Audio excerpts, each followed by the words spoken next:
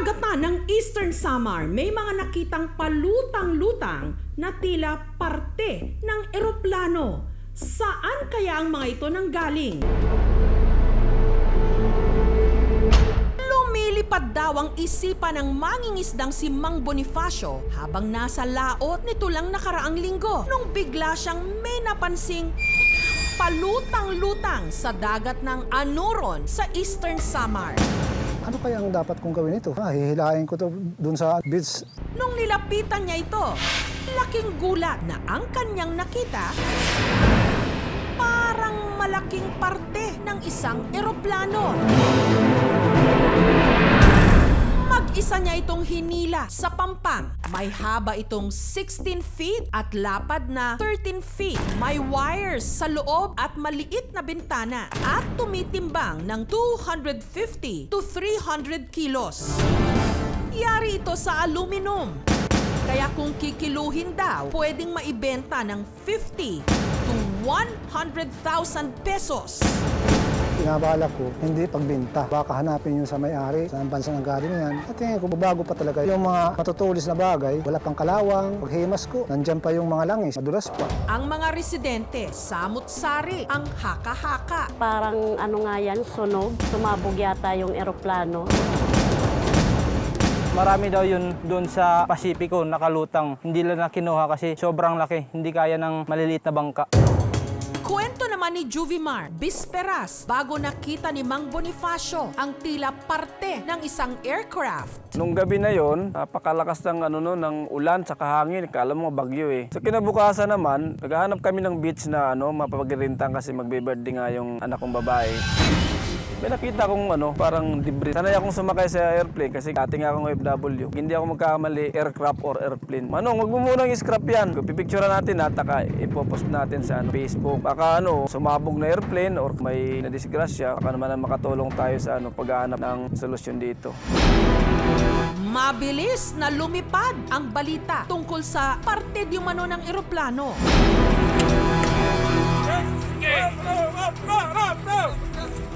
Kaya't agad itong pinuntahan ng mga otoridad. Marami kaming nagbuhat, nasali yung PDEA. Binuhat namin dito sa taas para hindi maibalik doon sa dagat.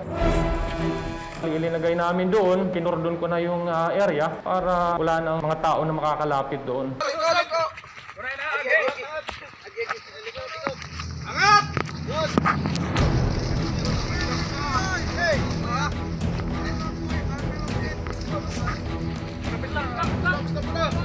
Sinicure namin dito sa camp yung mga debris. Naghahanap kami ng appropriate agency or authority na siya magkakandak ng evaluation para makakama tayo ng appropriate na reports.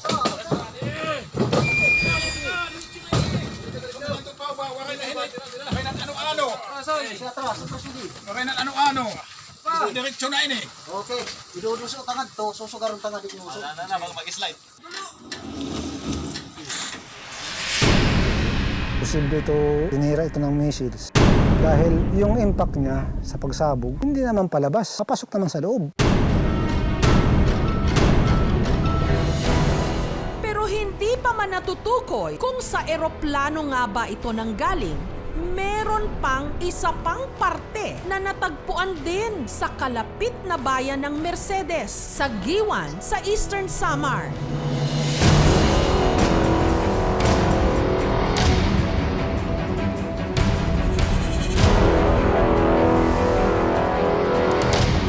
Sila na alarma. Sabi ko, katulad to nung pinost ko sa kabilang barangay. Parts din to ng airplane.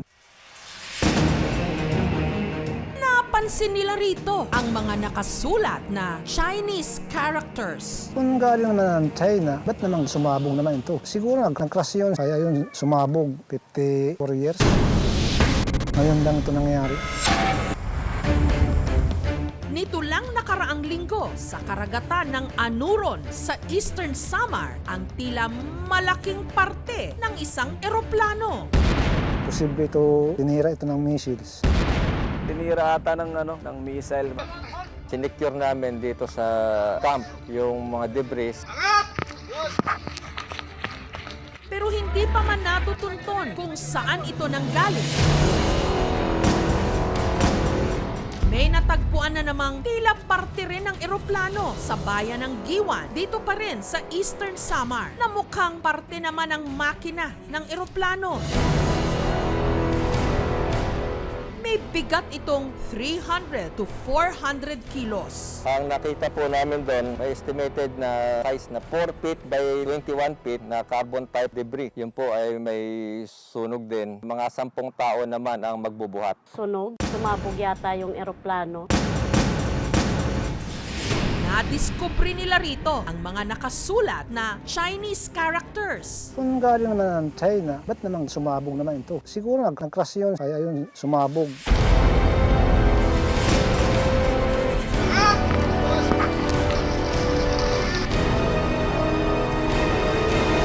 Ayon naman sa grupong Stamina Force Space, isang organisasyon na pinupondohan ng Department of Science and Technology at isinasagawa ng UP Diliman upang magsaliksik tungkol sa mga teknolohiyang pangkalawakan.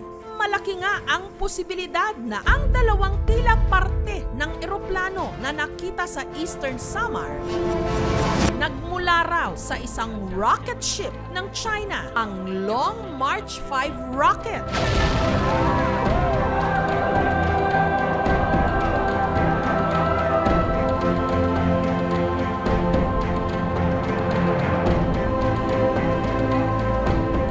Bahagi ito ng kauna-unahang misyon ng China na nakapunta sa planetang Mars, ang Tianwen-1 mission. Nilaunch ito noong July 23 at inaasahang makakarating sa Mars o sa Red Planet sa February 2021. May mga stages kasi na binibitawan yung rocket along the way. Posibleng mahulog yung mga debris. Pagdaan niya sa atmosphere, masusunog yan. May malakas na force na maapektuhan yung structural integrity ng rocket fairing. Ito yung itsura nung Navarea at saka ng NOTAM na warning. So meron siyang coordinates. Ayon sa kanilang satellite map, posible ngang bumagsak ang mga debris sa Eastern Samar. Pinlot natin kung saan sa mapa yung mga warning zones na yun. Kapag kinonekta natin siya ng straight line, dadaan almost sa gitna ng Pilipinas. Yung pangalawang drop zone naman, around 80 kilometers, Eastern Samar. Itong rocket fairing, ito yung takip ng satellite. Ito nasa pinakataas na parte. Bubuka yun, hihiwalay, tapos mahuhulog sa dagat. And base nga doon sa mga nakita nating pictures, consistent yung itsura ng mga nakita nila doon sa shore along Eastern Samar, doon sa itsura ng rocket fairing ng Long March 5. Of course, we cannot confirm it 100%. Pero base doon sa impormasyon na ating nakalap, ay malaki ang posibilidad na ito ay from Long March 5.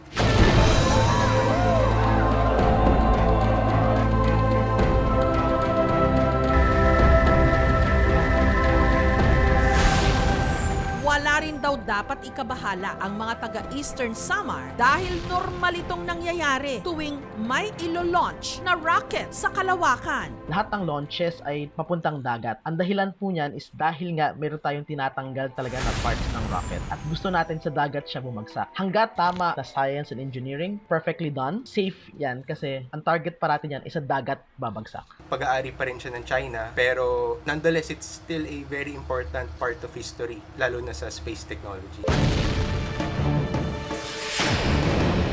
So, under this International Liability Convention ng United Nations, yung bansa na may-ari nitong rocket na bumagsak at nag-cause ng damage, kailangan panagutan niya yung damage niya yon. Philippine Space Agency will be working para maging part tayo nito so that in the future, if there is damage caused sa ating bansa, we can claim from the state na nag-cause ng damage na yun. Kinunan din namin ng pahayag ang manufacturer ng naturang rocket mismo, ang China Aerospace Science and Industry Corporation, pati na ang Beijing Aerospace Flight Control Center. Pero hindi pa sila tumutugon sa aming email.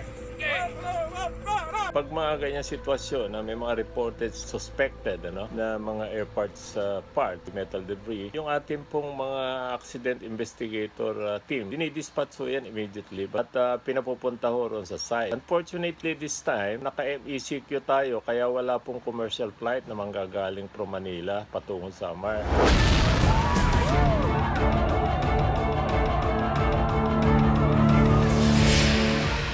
Akalain mo nga naman sa mga bayan-bayan. Pwede palang may ganitong pambihirang mangyari. May babagsak mula sa langit na mga parte ng misyon para maabot ang kalawakan. Thank you for watching, mga kapuso. Kung nagustuhan niyo po ang videong ito, subscribe na sa GMA Public Affairs YouTube channel. And don't forget to hit the bell button for our latest updates.